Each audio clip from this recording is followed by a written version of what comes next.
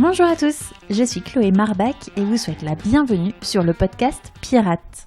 Pour ce 5e épisode, je rencontre Jean-Gabriel Vernet, le fondateur de Naïs Cosmética, une marque de cosmétiques naturels français pour le marché chilien. Dans l'épisode, Jean-Gabriel nous donne sa vision de l'entrepreneuriat, en mode rien n'est impossible. Il nous explique aussi comment il parvient à concilier vie pro, vie perso, de ses conseils pour oser se lancer et nous fait part de ses erreurs et de ce qu'il en a tiré avec le recul. Mais avant d'aborder tous ces points, le début de l'épisode est consacré à sa première aventure de pirate. Son tour du monde à vélo, à la rencontre d'associations et d'organismes autour du handicap. Un sujet très humain, qui peut tous nous toucher de près ou de loin, et qui a eu pour finalité un film documentaire qui retrace son aventure humanitaire, et qui s'appelle Expédition Extraordinaire. Allez, je vous laisse découvrir sans plus attendre cette discussion avec Jean-Gabriel Vernet, et vous souhaite une bonne écoute à tous. Bonjour à tous. Alors aujourd'hui, je suis accueillie chez mon invité du jour, le fondateur de Naïs Cosmética, Jean-Gabriel Vernet. Salut Jean-Gabriel. Bonjour Chloé. Je dois avouer que c'est un plaisir de t'accueillir sur ce podcast, parce qu'à mes yeux, tu es un véritable pirate en série, un serial pirate, comme je t'avais dit la dernière fois. Et si je ne me trompe pas, tu as commencé il y a un petit bout de temps déjà. Parce que tu as terminé tes études en 2005, si ton profil LinkedIn est bien rempli. Oui, c'est ça. Il n'est pas très à jour, mais ça au moins c'est à jour. Et du coup, donc, peu de temps après ça, tu t'es lancé dans une aventure un petit peu particulière avec un ami que tu avais rencontré à l'école. Mm-hmm. Et donc tu t'es lancé dans un tour du monde, mais avec un objectif bien précis. Tout à fait. Est-ce que tu peux nous en dire un petit peu plus ? Oui, alors en fait, en 2005, donc j'ai terminé mes études, je travaillais pendant 2 ans, et j'avais envie de donner un peu plus de sens en fait à ce que je faisais au quotidien, et j'ai essayé de faire un break. Et je voulais pas faire un break simplement comme ça, en partant voyager.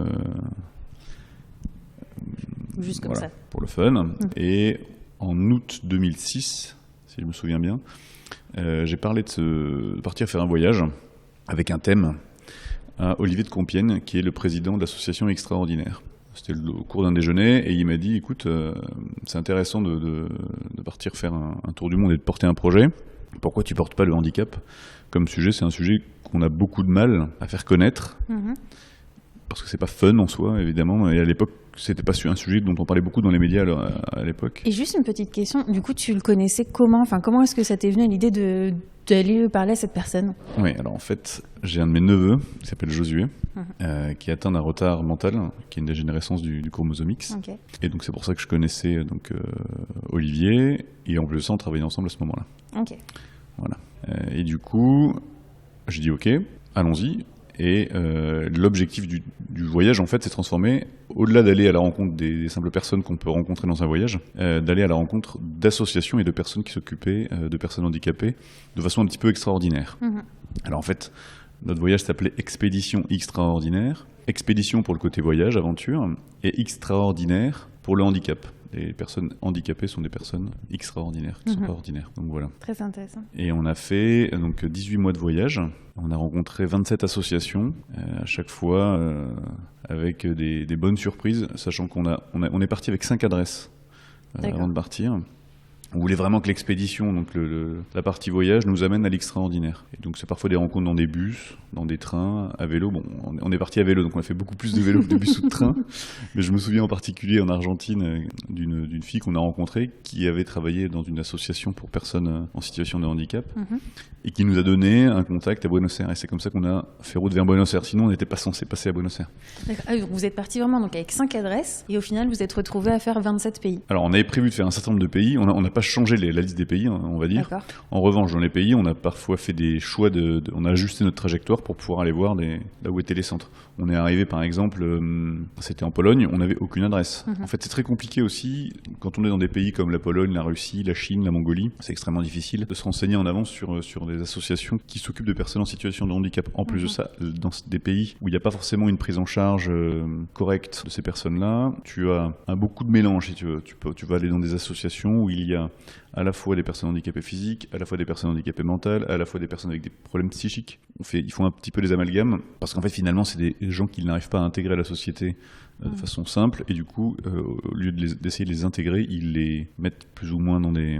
Enfin, ils les mettent à part, en fait, on va dire. Mais ce qui ne veut pas dire qu'il n'y a pas des belles initiatives, notamment en Russie. En fait, c'est plutôt que c'est pas qu'on les met à part, en fait, c'est que la société les rejette. Et en Russie, par exemple, Tatiana, à Irkoutsk, a une association qui est très intéressante, puisqu'elle avait tout un tas de personnes handicapées mentales dans son centre, d'autres, effectivement, avec d'autres types de problèmes, notamment du handicap physique, évidemment rejeté par la société russe. Et elle a fait un village avec des papas valides, des parents valides, et ces personnes qui vivaient un petit peu en autarcie, qui cultivaient les champs, ils élèvent des animaux. Voilà, donc c'était un beau projet, c'est clair. qui a fait que qui fonctionne grâce au travail des personnes handicapées. Et les personnes autour du village ont vu ce que ces personnes-là extraordinaires étaient capables de faire, de manière différente. Finalement, ils ne l'auraient pas fait forcément ils le font pas forcément comme tout le monde, mais ça fonctionnait. Et du coup, ça a amené une connaissance, moins de crainte du handicap, etc. Une sorte d'intégration, finalement, en tout cas dans la zone proche. C'est super. Hein. Ouais. Il y a eu plein de projets comme ça. Après, on a eu une belle rencontre aussi en Mongolie. Pareil, on n'avait aucun contact. On nous avait dit à Irkoutsk qu'il y avait un jardin d'enfants qui s'occupait de personnes handicapées. Et quand on est arrivé là-bas, dans un marché, on a tout d'abord cherché à s'équiper parce qu'il faisait vraiment froid et le matériel technique qu'on avait n'était pas suffisant pour nous protéger du froid. Et dans ce marché-là, où on comprenait rien, on a à un moment donné écrit à la cantonade « Est-ce qu'il y a quelqu'un qui parle anglais ?» Et il y a un couple qui s'est approché et qui avait 2 enfants qui nous ont invités à déjeuner chez eux.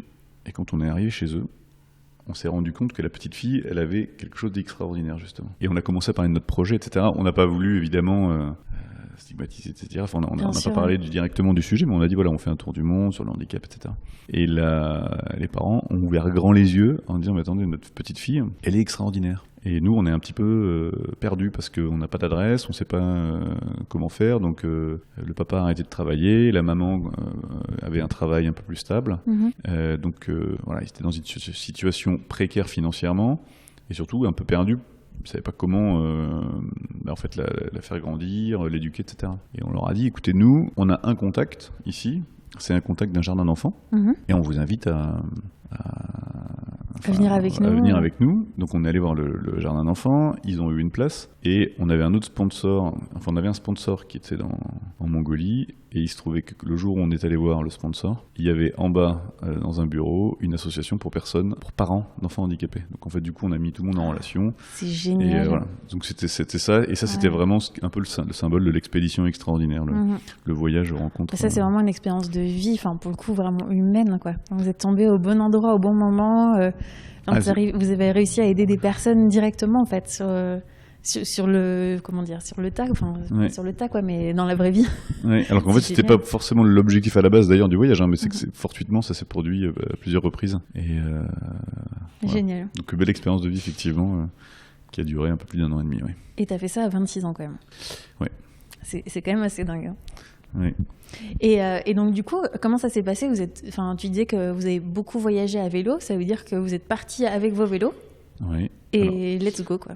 Exactement. Un sac à dos, vos vélos. On est parti de Paris, on a fait route vers Moscou, donc en entrant dans l'hiver, donc ça c'était assez chouette. Parce que tout le monde nous parlait de Napoléon et de la déroute. Alors on disait à tout le monde que Napoléon était arrivé jusqu'à Moscou. Non, blague à part, c'était une belle expérience effectivement de faire ça dans des conditions un peu décalées parce que ça forçait un petit peu ça aidait à la rencontre. Quand on voyage dans des conditions un peu différentes, les personnes viennent plus facilement à nous. En Biélorussie, à chaque fois qu'on arrivait à vélo sur une place, il y avait 1, 2, 3 personnes qui venaient nous voir. Beaucoup nous regardaient, beaucoup ne nous faisaient pas, mais du coup, on nouait le contact, on allait prendre une soupe avec l'un, on était invité à prendre un café avec l'autre. Et le fait de voyager de manière un peu originale, bon, maintenant le vélo, depuis, bien rentré dans le... Enfin, déjà à l'époque, il y avait pas mal de voyageurs à vélo, mais maintenant, c'est beaucoup plus démocratisé. Et je trouve que c'est un très très bon moyen pour laisser venir à soi les autres. On est dans un espace ouvert, en fait. Ça permet de créer du lien, en fait. Ça permet de créer le lien extrêmement facilement. Quand on voyage à moto, ce que j'ai déjà fait plusieurs fois, on a le bruit du moteur, on a le casque. C'est plus difficile de rentrer en contact avec quelqu'un qui est au bord de la route. À vélo, la personne peut plus peut facilement vous faire un s'arrêter. signe. Et même si le signe est fait quelques secondes après, même si l'interpellation est faite dans les 20 mètres, on peut s'arrêter. Alors que la moto, le signe de la main est levée, c'est un échange qui est furtif. Et qui permet pas forcément de créer toujours du lien. Il faut s'arrêter, il faut enlever son casque, qui est un effort en fait, qui n'a pas besoin d'avoir à vélo. Et donc du coup, vous avez fait ce voyage à la rencontre de toutes ces associations autour du handicap. Et donc quelle a été la finalité ? Alors le but du jeu, c'était de faire un film. D'accord. Et de montrer ce qu'on pouvait faire, ce que pouvaient faire les personnes handicapées au quotidien, quels étaient les moyens de les prendre en charge de façon originale, quelles étaient les méthodologies parfois par exemple en Thaïlande, on allait voir un centre d'éléphanthérapie.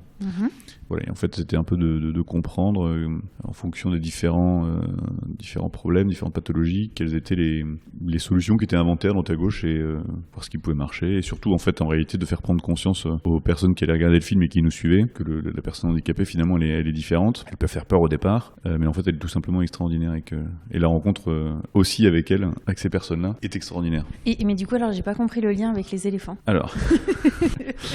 Non, en fait, pour dire que la finalité du voyage était de faire découvrir aux personnes qui ne sont pas forcément en contact des personnes handicapées au quotidien, d'apprendre à mieux les connaître, de voir en fait qu'elles étaient capables de faire au quotidien, de voir qu'est-ce qui pouvait ressortir de ces échanges-là. Et aussi pour nous, et pour l'association extraordinaire, c'était intéressant de voir quelles étaient les initiatives qui étaient mises en place dans le monde, des initiatives positives en faveur des personnes handicapées. Oui, parce que j'imagine que même eux, en fait, ils n'avaient pas forcément toute la connaissance que vous avez pu avoir en allant voir justement, rendre visite à ces associations. Du coup, vous leur avez apporté un espèce de benchmark, c'est très marketing ce que je dis, mais finalement de leur apporter des bonnes initiatives qui étaient faites dans d'autres pays, qui pouvaient aussi les accompagner et les aider eux directement. Voilà, en fait, c'est effectivement ce que ça a surtout permis, il y a certaines associations, donc quand elles sont passées dans le film, qui ont suscité de l'intérêt. Et il y a un certain nombre de personnes qui nous ont demandé soit d'aller les aider sur place, soit de faire un soutien financier. Ça a pas mal permis de générer ce genre d'interaction. Ah, c'est top. Et quand vous décidez de partir, vous aviez une expérience en audiovisuel avant ? Non, pas du tout. Quand on est parti, en fait, même avant même en dessinant le projet, on a voulu faire une partie à moto à la fin. Moi, j'avais jamais fait de moto et j'avais pas mon permis. D'accord. Mais ça nous a pas pour autant empêché. Donc en fait, on rêvait de le faire du coup à moto.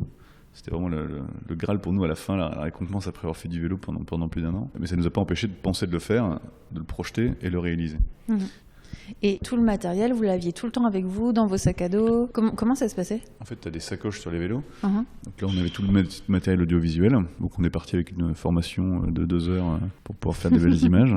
Donc tout le matériel était avec nous. Et en fonction des périodes, si c'était l'hiver ou l'été, on a changé de matériel qu'on a renvoyé en France, qu'on nous a envoyé dans d'autres pays. Et les motos, évidemment, nous ont rejoints en Afrique. Et ça t'a pas fait peur de faire cette expérience comme ça, donc à la fois de partir à vélo, faire te lancer dans l'audiovisuel quand même, qui était quelque chose que tu ne maîtrisais pas pour autant, et en plus dans plein de pays, et de partir sur une longue durée ? Alors en fait, je pense que ça, c'est un peu comme tous les projets. Si tu vois le projet dans son ensemble au démarrage, ça fait toujours peur. Si tu te dis demain, tiens, je vais monter une multinationale, évidemment, tu sais pas par où commencer, tu sais pas ce que tu vas faire. Même chose pour un voyage de ce type-là. Si tu savais par toutes les épreuves que tu allais passer, tu l'entreprendrais pas. Maintenant, ça se fait à chaque fois, étape par étape. Au départ, tu dis, je vais faire un voyage. Très bien. Ensuite, je vais faire un voyage de 6 mois. Parfait.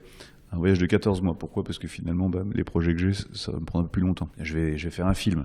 Ça se rajoute. Et en fait, c'est une succession d'ajouts d'étapes qui sont dans le temps. Et en fait, c'est un petit peu comme ça se construit comme une vie finalement. On décide pas ce qu'on fera quand on aura 70 ans. Et du coup, ça fait pas plus peur que ça en fait. Après, quand tu fermes la porte, et ça c'est un peu comme tout, c'est quand t'as préparé ton projet, t'as mûri ton projet, tu vas te lancer. Quand t'es arrivé le jour J, que ce soit quand tu pars vivre à l'étranger à l'autre bout du monde sans connaître le pays, quand tu pars pour un projet, un tour du monde sans savoir ce que tu vas faire, il y a une sorte de saut dans le vide. Ouais, c'est clair. Mais qui est assez grisant en fait, et ce qui fait que du coup tu recommences. On va en parler. Et comment ça s'est passé quand t'es rentré en France ? On est revenu à vélo déjà, on a fait ce choix-là, c'est-à-dire qu'en fait on a laissé les motos dans le sud et en fait on a voulu rentrer doucement dans nos vies. Déjà, on s'est pris du temps aussi en arrivant. On n'a pas tout de suite recommencé à travailler. On a travaillé sur le projet. On a essayé de faire et ça, je pense que c'est très important quand on vit ce genre de projet, de ne pas retourner rapidement à ce qu'on faisait avant. Est-ce que tu avais travaillé un petit peu dans le conseil avant, c'est ça? Oui, moi j'avais travaillé 2 ans et demi. D'accord. Dans une société de conseil. Et j'y suis retourné. Et en fait, voilà, quand tu voyages comme ça, évidemment, ta personnalité change, tes envies changent, tes projets changent. Pas toujours évident d'ailleurs de tirer toujours les fruits d'une expérience comme cela. Parce qu'en plus, au total, t'es parti combien de temps? Un peu plus d'1 an et demi, mais en fait, on a arrêté de travailler quasiment 2 ans, 21 mois. D'accord, ok. Et c'est vrai que c'est important d'y aller doucement pour pas qu'il y ait un vrai choc. J'ai su après que je voulais faire d'autres choses, que je voulais entreprendre, que je voulais d'autres choses que ce que je faisais. Après, j'ai eu la chance de rencontrer mon épouse, donc ça c'est un nouveau projet, tu vois. Donc on s'est mariés. Et après, on a toujours besoin de projets, donc qu'est-ce qu'on fait une fois qu'on est mariés? On a fait d'autres voyages évidemment. Après, on voulait partir à l'étranger. D'accord. Et du coup, vous êtes parti à l'étranger? Et du coup, on est parti à l'étranger. Vous êtes parti où? Au Chili, voilà, et on y est. Et donc ça, c'était il y a combien de temps? Ça, c'était en 2015. En fin 2015. Ok. Donc il s'est quand même passé, au final... Il s'est passé un certain nombre d'années, oui. Entre le moment où tu es rentré après ton projet et le moment où tu es reparti. Oui, il s'est passé 6 ans. Ok. Ouais. Et donc du coup, aujourd'hui, tu es au Chili et tu as monté Naïs Cosmetica. Qu'est-ce qui t'a conduit déjà à Santiago? Ce qui m'a conduit à Santiago, c'est un peu le hasard. On voulait partir à l'étranger. Et on s'est d'abord rapproché de l'Asie, tu vois, donc rien à voir avec le Chili. Et on s'est retrouvé en Chine, à Hong Kong, et on a fait un certain nombre de rencontres pour essayer d'évaluer s'il y avait une possibilité pour moi d'entreprendre d'un côté, et puis pour Eleanor d'avoir un travail. Donc alors attends, vous êtes partis sans rien avoir. Toi, tu savais que tu avais cette volonté d'entreprendre. Voilà, ouais. Comme ça. Alors là, on est parti de façon complètement sécure, c'est-à-dire qu'on avait nos emplois, on était en vacances pendant 3 semaines. D'accord. On est simplement allé partir rencontrer du monde et passer des entretiens. Et en fait, on s'est rendu compte d'un truc, juste en rentrant de Hong Kong, c'est qu'on avait envie de vivre dans un pays dans lequel il nous était facile de communiquer avec les populations locales. En fait, on s'est dit qu'avec les langues, le mandarin, c'était un peu plus compliqué avec une langue latine. Ouais, c'est sûr. Et on s'est du coup orienté vers l'Amérique latine. Et alors là, il y avait 2 choix, 2 pays relativement dynamiques économiquement et stables, entre guillemets sécuritaires, parce que quand je vais dire la Colombie, tout le monde dit que c'est pas sécuritaire, mais en fait, je pensais que tu allais me parler de l'Argentine. Non, ça, c'était la Colombie et le Chili. En fait, on hésitait entre les deux et on s'est dit, tiens, on va prendre 3 mois en Colombie, 3 mois au Chili, et on verra bien quel pays nous plaît pour nous installer. Et en fait, ça a été un peu différent puisque quand on a parlé de ce projet-là, il y a des personnes de notre entourage qui nous ont donné des contacts au Chili et qui ont permis à Eleanor, donc mon épouse, de trouver un travail avant même de nous déplacer. Donc on s'est dit, voilà, on a fait le choix de partir au Chili et c'était une bonne option pour moi pour monter une société. Alors c'est un endroit où c'est facile de monter une entreprise, c'est beaucoup plus difficile de l'opérer, mais on a fait ce choix-là et de cette expérience-là, en tout cas de ce projet-là, est né Naïs Cosmetica. D'accord, et donc justement, comment t'es venue l'idée de créer Naïs Cosmetica? Un petit peu comme le projet de Tour du Monde qui naît finalement d'un simple voyage après avoir un sens, etc. Enfin, cette succession, cet empilement d'éléments. Quand je suis arrivé ici, moi je faisais du conseil, donc je travaillais toujours à distance pour un client français et j'ai voulu avoir les 2 pieds dans l'économie du pays et dans le pays, et du coup j'ai décidé d'arrêter de travailler sur des missions de conseil pour me consacrer à une activité économique au Chili. Donc ça, c'était la première étape. Ensuite, je me suis dit, qu'est-ce que je sais faire du conseil? Je vais essayer de faire du conseil avec les entreprises françaises. Et en fait, de fil en aiguille, en parlant, on m'a parlé de l'entreprise française qui produit les produits La Rosée. Ce sont des cosmétiques qui se vendent en pharmacie en France. Et je me suis dit, tiens, je vais leur proposer de développer leur filiale ici en Amérique latine, enfin, et au Chili. Et en faisant ce projet-là, en fait, il m'a paru que finalement, avoir mon réseau de distribution, ma marque, ça avait plus de valeur simplement que des distributeurs. Surtout qu'en fait, au Chili, il est très compliqué de faire entrer une marque qui n'est pas connue dans des réseaux de distribution tels que les pharmacies et les grandes chaînes de distribution qui sont des marchés qui sont finalement, des chaînes de distribution qui sont relativement monopolistiques, on va dire, et qui n'ont pas tellement d'efforts à faire pour vendre et du coup ne se différencient pas, n'offrent pas de nouveautés à leurs clients. D'accord. Donc pour une nouvelle marque ou pour un entrant dans le marché, c'est très difficile de rentrer chez eux. En faisant fort de ce constat-là, je me suis dit, tiens, je vais monter un réseau de vente directe. Ce qui n'est évidemment pas facile quand on n'en a jamais fait. J'imagine. Mais voilà, donc je me suis dit, je monte ça. Alors, tu vois, là, avec 3 ans de recul, je me dis, mais qu'est-ce que j'ai fait? Parce qu'en fait, t'as un nombre de paramètres pour faire fonctionner un truc comme ça, mais qui est monstrueux. Mais heureusement, entre guillemets, tu t'en rendais pas trop compte à l'époque. Ah mais non, mais sinon je l'aurais jamais fait. Jamais fait. Déjà, 1, je connaissais pas les cosmétiques. 2, je parlais pas espagnol. 3, je connaissais pas la vente directe. J'avais jamais fait d'importation, de distribution, j'avais jamais rien fait de tout ça. Mais qu'est-ce qui t'a poussé du coup La seule chose que je savais faire, c'était des tableaux Excel et des PowerPoint. Oui. Et du coup, voilà, rien n'est impossible, quoi. On verra bien, essayons, et puis on verra bien. Et du coup, c'était quoi les premières étapes? Parce que t'as l'idée et... Alors, première étape. Alors, en fait, non, parce qu'il n'y a pas l'idée. L'idée, elle se crée, en fait, avec les différentes interactions que t'as avec les clients, et les fournisseurs potentiels, etc. Je me suis pas dit, tiens, je vais créer un réseau de vente directe de cosmétiques au Chili. Ça, je me suis jamais dit ça dans ma vie. Je me suis dit, tiens, j'aimerais bien avoir une société, avoir une marque, et quand il s'est offert à moi de distribuer la rosée, je dis, ok, je vais distribuer la rosée, mais je peux aussi distribuer d'autres choses à côté qui n'ont rien à voir. En fait, ça, c'est dans les rêves de tout le monde, mais dans la pratique, c'est bien de se spécialiser dans un domaine. Donc, je me suis spécialisé dans les cosmétiques, puis dans l'aromathérapie. Et du coup, quand j'ai vu qu'il y a la difficulté de pénétrer le marché, je me suis dit, je vais faire la société de vente directe. Donc, j'ai parlé des spécialistes de vente directe ici. En cosmétique? En cosmétique et en vente directe. Et du coup, un jour, tu commences... Donc tu es dans ton salon avec des cartons que tu viens d'acheter tout neuf pour emballer tous les produits que tu as reçus, puis une imprimante que tu as achetée la veille et que tu dois faire partir. Voilà. C'est parti, quoi. Chaque jour après, tu dis, maintenant, qu'est-ce que j'ai comme opportunité pour distribuer plus? Parce que finalement, la vente directe, c'est compliqué. La vente directe, il faut que, d'une part, on te connaisse comme entreprise pour que les gens qui travaillent pour toi fassent confiance à ta société. Ensuite, il faut qu'ils fassent confiance en ton produit, ta marque, qui n'est pas connue ici. Donc ça, c'est quand même 2 éléments. Et après, il faut les convaincre, il faut les animer, parce qu'une fois qu'ils ont confiance, qu'ils croient au produit, en fait, si tu n'es pas capable de les fidéliser, en fait, au bout de 2-3 mois, ils pensent à autre chose, et puis il y a une autre marque qui arrive, et puis voilà. Donc il y a tout ça à mettre en place. Une fois que tu as fait ça, tu te dis, qu'est-ce que je peux faire d'autre? En tout cas, la vente directe est un peu plus lente. Est-ce que je peux aller rentrer dans des spas, positionner ma marque différemment? Et donc finalement, tu te rends compte que maintenant, on est dans tous les spas les plus luxueux du Chili, avec des huiles essentielles, parfois avec les produits de dermacosmétiques, et que ça marche relativement pas mal, que ça positionne la marque, que quand t'en parles, du coup, tu recrutes plus, tu rends plus. Ensuite, après, tu as d'autres opportunités. Et en fait, c'est un peu le principe pour moi de l'entrepreneur, c'est d'être capable d'essayer de récupérer et d'identifier les opportunités qui peuvent l'emmener vers son objectif. D'accord. Ouais, en fait, j'ai une maison qui travaillait sur les théories de ce qui animait un entrepreneur et de ses démarches intellectuelles. Et en fait, ce qu'il m'expliquait, c'est que finalement, un entrepreneur, il vise un point A, et en réalité, pour aller au point A, il s'est dit qu'il allait passer par un point B et un point C. Et ça, c'est ce qu'il s'est dit dans sa démarche avant de partir. Mais en réalité, il va se rendre compte qu'avant d'arriver au point B, il va dévier vers un point B'. Et qu'en fait, il ira jamais certainement au point C ni au A, en fait, et que ça va être un autre point Y qui sera sa destination en réalité. Et c'est un peu c'est vraiment ce que j'ai vécu, si tu vois. Et au final, donc moi j'avais visé distribuer des produits. Finalement, je suis allé vers la vente directe, et maintenant je fais de l'importation et potentiellement peut-être de l'exportation de matières premières pour les cosmétiques. Tu vois, voilà. Donc après, il faut que tout ça ait un sens et ne t'éparpille pas et ne te déconcentre pas de ce qui te rapporte le plus. Mais en l'occurrence, là, moi, ton cœur d'activité, en fait. D'activité, mais là, je le fais parce que ça permet de compléter, ça permet de... Parce que comment est-ce que tu t'es dit, ok, je veux faire de la vente directe en cosmétique. Comment est-ce que tu t'es dit, je choisis tel type de cosmétique, un petit peu, toi, le concept ou le positionnement de Naïs Cosmetica? Ça, c'est plutôt pour mes valeurs, en fait. Si tu veux, j'ai pas... Ça a été tout de suite évident. Je vais faire de la cosmétique naturelle, parce que pour moi, c'est important à l'heure actuelle, de faire attention à l'environnement, à la santé, et du coup, ça n'avait pas de sens pour moi. Enfin, je fais pas du business pour faire du business. Voilà, ça, c'est une certitude. Donc, j'aurais pas du tout fait la même chose avec des produits qui seraient mauvais pour la santé et mauvais pour l'environnement. Et moi, pour vendre quelque chose, je suis certainement un très mauvais vendeur, parce que pour vendre quelque chose, je dois vraiment croire en ce que je vends.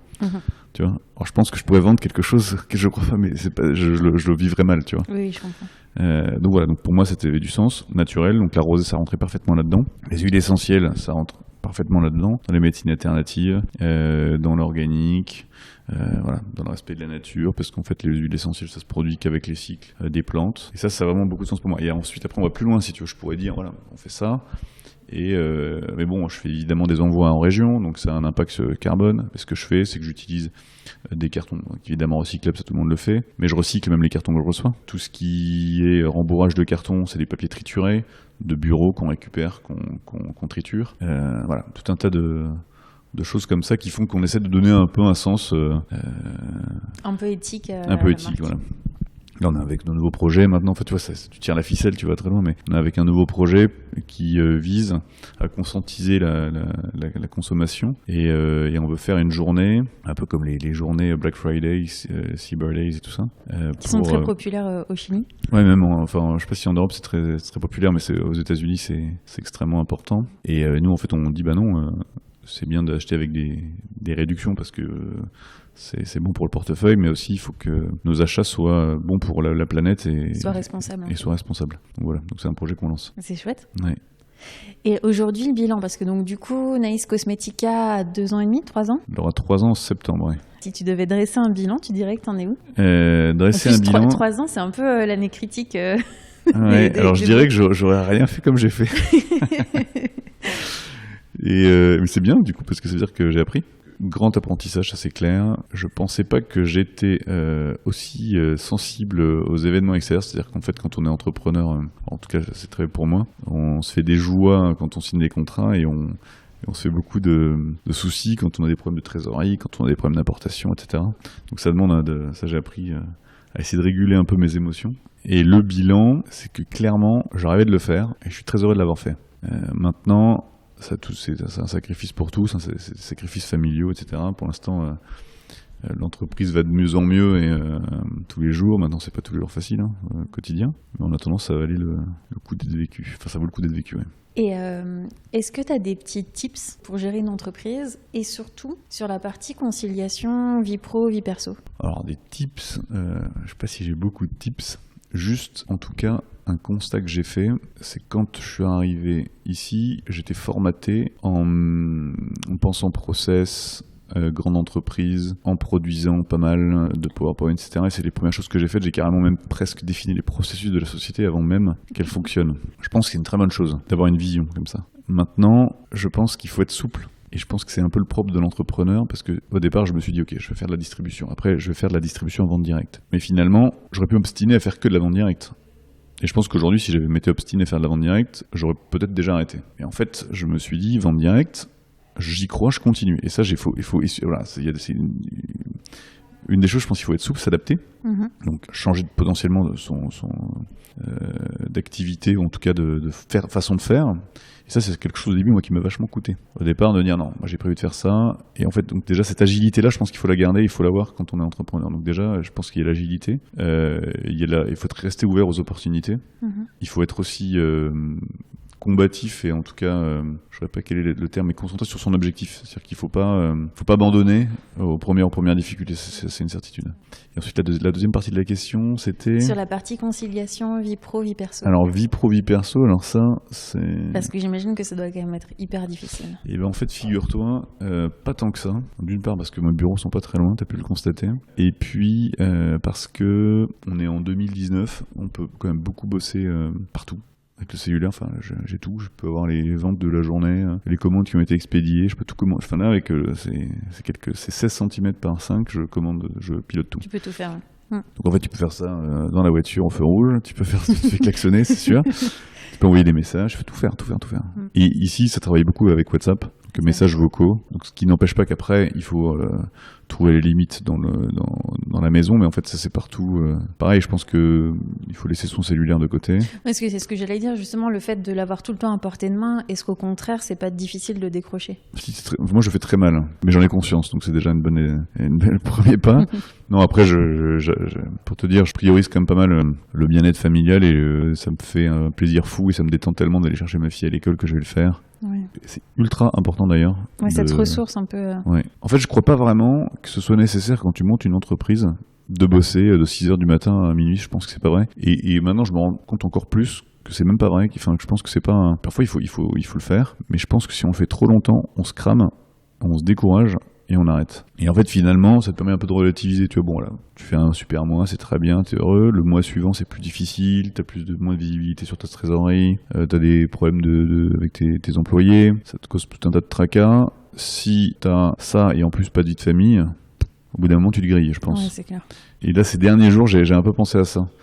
au fait que parfois il faut être capable de prendre du recul, de s'arrêter, de se poser pour éviter de se griller. Et je pense que la famille, pour ça, c'est un bon moyen. Notamment, tu vois, ici, les enfants sortent à 13h, on va les chercher à 13h. Pendant 1h30, on est déconnecté et on se remet au boulot et je pense que c'est pas mal. Ça, c'est chouette. Je pense que c'est important pour l'équilibre. Est-ce que le fait d'entreprendre au Chili, ça t'a confronté à certaines contraintes que tu n'aurais pas forcément eues en France? Alors oui, d'une part parce que j'ai pas accès au crédit ici, en tout cas pas encore. Et en France, j'aurais pu y avoir accès, donc ça pourrait faciliter ma croissance. Je pense que c'est plus difficile d'entreprendre dans un pays, évidemment, où t'as pas de contact, en fait. Sauf si tu fais une boulangerie ou un... Oui, c'est ça, ça dépend ce que tu fais. Maintenant, je pense que dans mon secteur, c'est surtout que c'est du marketing direct, c'est du relationnel.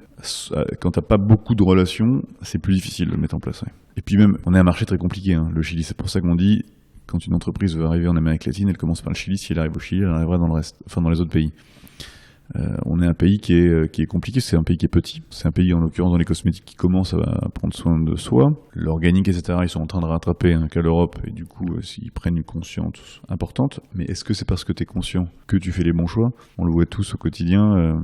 On est tous conscients qu'il ne faut pas prendre de plus de plastique, arrêter d'acheter des bouteilles en plastique à la station-service. Et on fait aussi tous de temps en temps parce que c'est pratique, que tu peux avoir des principes.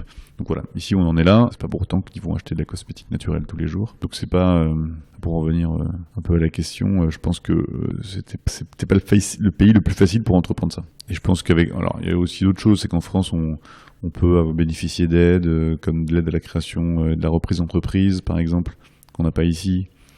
Voilà, ça c'est des choses qui facilitent le quotidien d'une famille, le quotidien d'un entrepreneur. Ouais, c'est sûr. De ne pas avoir de soucis financiers. Et tes employés, c'est des employés chiliens? Alors les employés fixes, c'est des Vénézuéliens. D'accord. Pour l'instant, j'ai plutôt des Chiliens dans les équipes de vente directe. La communication est faite par une équipe mixte, argentine, vénézuélienne et chilienne. Ok. Et la comptabilité est faite par un Chilien. Et donc, ça fait pas mal de culture, c'est pas trop difficile à gérer? Parce que tu vois, est-ce que même si ça reste l'Amérique latine, mais en fait, il y a vraiment des cultures qui sont complètement différentes d'un pays à un autre. Comment est-ce que tu fais quand tu dois gérer des équipes qui sont aussi pluriculturelles? Et en fait, c'est assez difficile, je dois dire, de gérer les... pour moi, c'est ce qui est le plus difficile, en fait. Parce que tout le monde parle la même langue, mais finalement, on n'a pas forcément les mêmes références. Alors, il y a plusieurs choses. Déjà, quand tu es étranger, j'ai un niveau d'espagnol maintenant qui est relativement correct au bout de 3 ans, mais j'ai parfois le manque de vocabulaire, ou en tout cas, j'ai pas le mot juste pour transmettre exactement ce que je voudrais transmettre. Et ça, c'est vrai à la fois pour transmettre un brief à l'agence, à la fois transmettre une information à la personne qui développe mon site web. Voilà, ça, c'est les complexités. Après, derrière, donc ça, c'est déjà des petites subtilités parfois qui manquent, qui font perdre de l'efficacité. Et ensuite, pour ce qui est de la culture, moi, je suis dans la relation transparence. Je suis pas dans le contrôle plus que ça, mais j'ai besoin que le salarié me montre sa motivation, et son envie et son résultat.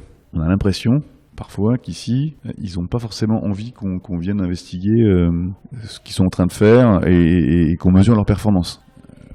C'est pour ça que quand au bout d'une semaine, j'ai pas de vision sur ce qui a été fait, je pose des questions, j'ai l'impression que ça gêne. Mais et c'est pas dans leur culture de le montrer en fait. Et surtout ils peuvent se vexer. Donc c'est effectivement pas facile toujours de s'adapter aux différentes cultures. Ouais, je comprends. En revanche, ce que j'ai compris, c'est que les Français avaient le même humour que les Vénézuéliens. Donc ça, c'est déjà quand même un point positif. Ça peut aider. Et j'avoue que je ménage relativement pas mal avec l'humour et la dérision. Ça aide à dire des choses. À faire passer les messages. Ouais. Et par contre, tu viens d'une famille d'entrepreneurs. Est-ce que tu penses que ça t'a aidé? Je pense que moi, voir mon père travailler dans cette société familiale pendant toutes ces années, ça m'a toujours donné envie, effectivement, d'être à la barre avec le capitaine comme ça d'une équipe et d'une société, de la faire croître. Ça a toujours été quelque chose qui m'a fait rêver. Et on a toujours été éduqués dans le travail. C'est-à-dire que je me souviens, j'avais, je dirais 6 ans, 7 ans. C'était le 1er mai, donc 87-88. Il y avait mon grand frère, ma grande sœur, mes cousins, mon grand-père, mes parents. Il y avait une commande qui était tombée et qui devait terminer pour la Syrie, qui n'était pas prête, et on s'est tous mis en production avec les enfants en train d'emballer les feuilles de cire avec des feuilles de papier, feuilles, la cire gaufrée pour de l'apiculture. Et ça, tu vois, c'était vraiment un super souvenir. Mon grand-père est venu avec des bonbons pour tout le monde, des gâteaux, c'est dans une super ambiance incroyable. Et ça resterait gravé tout le temps, tu vois. Donc, je pense qu'effectivement, vivre dans des ambiances comme ça, ça donne envie d'avoir son truc. Ouais. Et après, j'ai toujours travaillé dans l'usine de mon père, à faire soit de la production, ce que j'aimais beaucoup, soit des petits travaux d'amélioration, de peinture, des trucs comme ça. Voilà. Et est-ce que tu penses qu'il t'a transmis un état d'esprit particulier ? Parce qu'il y a le fait d'avoir ce goût pour le travail, mais est-ce qu'il y a, une posture particulière qu'il t'aurait transmis ? Alors je pense certainement, mais il a plus de sagesse. Et malheureusement, il a pas réussi à me la transmettre, que j'aurais beaucoup aimé. Il l'a transmis à d'autres de mes frères et sœurs. Et je pense en tout cas, à le voir manager, je pense qu'il m'a transmis une certaine une certaine bonté dans le management. Je pense que c'est son plus grand légué. Ça rejoint un petit peu la question de tout à l'heure, mais c'est différent. Quel conseil tu donnerais à des personnes qui auraient envie de se lancer, dans l'entrepreneuriat en l'occurrence, mais qui n'oseraient pas, qu'il leur manque un petit truc pour se lancer? En fait, ça dépend de ce qu'ils craignent. Mais déjà, je dirais, s'ils croient et s'ils ont l'envie surtout, qu'ils le fassent. Je pense qu'après, on a tous et pour tout toujours les mauvaises excuses. Et du coup, il y a beaucoup de choses qu'on ne fait pas parce qu'on se donne des mauvaises excuses. Et pour toi, c'est quoi les mauvaises excuses? Toutes les excuses qui vont t'empêcher de mener à bien ton projet, en fait. Tout est une mauvaise excuse, en fait. Il n'y a pas d'excuse pour pas faire ce qu'on veut faire, en fait. Après, c'est pas pour autant qu'il faut faire des choses déraisonnables. Mais à partir du moment où elles sont raisonnables et qu'elles sont faisables, il faut le faire. Après, tu vas me dire qu'il y a plein de gens qui vont penser que leur projet n'est pas faisable. Mais à partir du moment où ils y croient et qu'ils ont envie, il faut qu'ils le fassent. Normalement, j'ai une question sur les mentors. Alors, je sais pas si toi, tu as eu des mentors qui t'ont vraiment inspiré, mais finalement, j'ai l'impression que ton papa, ça a été aussi la personne qui t'a donné envie d'être et de faire ce que tu fais aujourd'hui. Et moi, en fait, c'est marrant, je crois pas avoir de mentor plus que ça, tu vois. Non, après, il y a des gens qui me font rêver, tu vois. Mais pas forcément des gens qui sont dans l'entrepreneuriat. Des gens qui vont au bout de leur rêve, tu vois. Claude Martalère, par exemple, c'est un type que j'ai rencontré au Tibet en 2008, qui est un voyageur à vélo. Je l'ai rencontré en tapant à sa chambre d'hôtel. Et en fait, il a voyagé 17 ans de sa vie. Et il a fait de son rêve de voyager une vie, en fait. Il a écrit, je sais pas, genre 7 ou 8 bouquins. Il a fait des documentaires télé, enfin... Et j'aime beaucoup ce type-là. Et pourquoi tu l'aimes beaucoup ? Parce que déjà, c'est un ami. Et je trouve qu'il a une philosophie de vie, il est poétique dans ce qu'il écrit, il a un détachement par rapport aux choses, il va à l'essentiel, en fait. À la fois dans son quotidien, parce que quand tu vas chez lui, c'est très simple. Tu partages un thé en général. Enfin, je suis allé qu'une fois chez lui à Genève, mais il est venu plusieurs fois à la maison. Et en fait, il a une capacité à tout simplifier, à ce que rien soit un problème. Tu te sens paisible quand t'es à ses côtés, non ? Ouais, c'est pour ça que je te disais, j'en ai pas, mais en tout cas, des personnes comme ça me font... Après, tu vois... Un type comme Mike Horn, par exemple, c'est des personnalités. Lui, c'est un ancien. C'est pas un Marines, mais c'est. Je sais pas comment t'appelles les militaires d'Afrique du Sud. C'est une force spéciale d'Afrique du Sud. Il mène à bien des projets, mais démentiels. Faire le tour du monde sur l'équateur, faire du tour du monde sur le cercle polaire arctique, et il va au bout. C'est impressionnant. Il y a beaucoup de voyages quand même. Il y a beaucoup de voyages, mais le voyage me fait pas mal rêver. Ouais. C'est quoi ton prochain voyage ? Alors mon voyage idéal, c'est partir avec la voiture qu'on a là, ici, et l'emmener idéalement jusqu'au Mexique, la mettre sur un bateau et la récupérer en Russie et traverser Russie, Mongolie, Kazakhstan, et après en fonction, soit continuer par le nord, soit passer par Tadjik et tout ça. Enfin, ce serait à peu près mon trajet idéal. En fait, pour être franc, j'aimerais vraiment emmener mes enfants à un endroit que j'ai particulièrement aimé, c'est le Tibet. Enfin, ma femme aussi, en fait, d'ailleurs. Mais j'aimerais tellement partager ça avec eux. Attends, ta femme aussi a particulièrement aimé ou elle... Non, mais j'aimerais particulièrement les emmener toute la famille. Après, ça reste un rêve. Est-ce que quand on partira du Chili, on aura la possibilité de le faire ? C'est possible. Après, rien n'est impossible. Non, c'est sûr. Ouais, ce serait ça, mon voyage. Passer un moment familial en rentrant chez nous, quoi.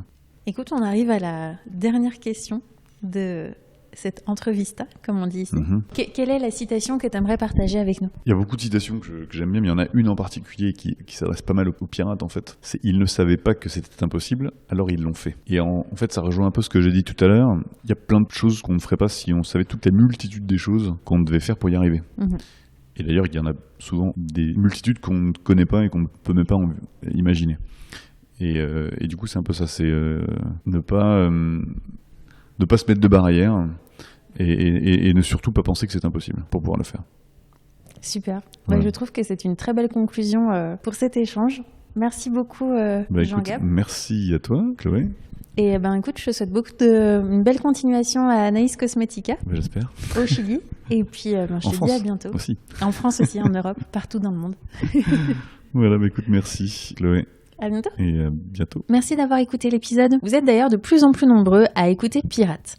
Alors, si vous avez des suggestions d'amélioration, de sujets ou d'invités, écrivez-moi par mail à l'adresse contact@piratelepodcast.com tout attaché. Vous pouvez aussi suivre les aventures de Pirate sur Instagram, @pirate au pluriel, le podcast tout attaché, ou sur internet www.piratelepodcast.com. Et si vous voulez en savoir plus sur l'expédition extraordinaire ou Naïs Cosmetica, retrouvez tous les détails dans le descriptif de l'épisode. Je vous mets d'ailleurs le lien YouTube d'une vidéo qui retrace les 12 premiers mois de l'expédition extraordinaire et qui permet déjà de se rendre compte de la richesse de cette aventure.